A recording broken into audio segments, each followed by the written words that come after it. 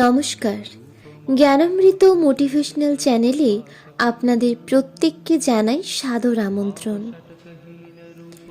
আজকের ভিডিওতে জগৎজননী শ্রী শ্রী মা শারদার কাছ থেকে আমরা জানতে পারব কি খেলে ভক্তির হানি হয়।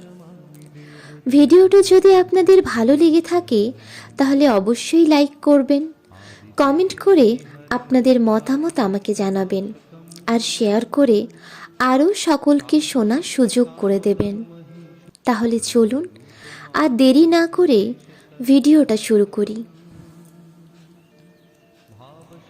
জয়রামবাটিতে এক ফাল্গুন মাসের সংক্রান্তির দিন কলকাতা থেকে আসা শ্রী শ্রী মায়ের দুই সন্তান ডাক্তার ললিত ও প্রবোধবাবু মায়ের সাথে নানা প্রসঙ্গে কথা বলছেন। কথা প্রসঙ্গে শ্রী শ্রী মা তাদেরকে নানান উপদেশ দিচ্ছেন। শ্রী শ্রী মা কথা প্রসঙ্গে তাদেরকে বললেন, দেখো, আদ্য শ্রাদ্ধের অন্ন খেতে নেই, এতে ভক্তির বড্ড হানি হয়।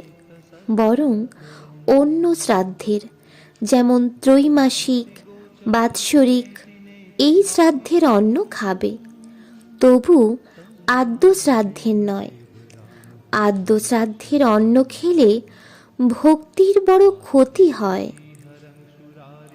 ঠাকুর আদ্য শ্রাদ্ধের অন্ন খেতে নিষেধ করতেন আর বলতেন, যখন যা কিছু খাবে ভগবানকে নিবেদন করে খাবে, অপ্রসাদী অন্ন খেতে নেই।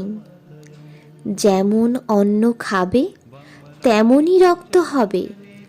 শুদ্ধ অন্ন গ্রহণ করলে রক্তও শুদ্ধ হয়, মনও শুদ্ধ হয়, বল হয়, শুদ্ধ মনে শুদ্ধ ভক্তি হয়, প্রেম হয়।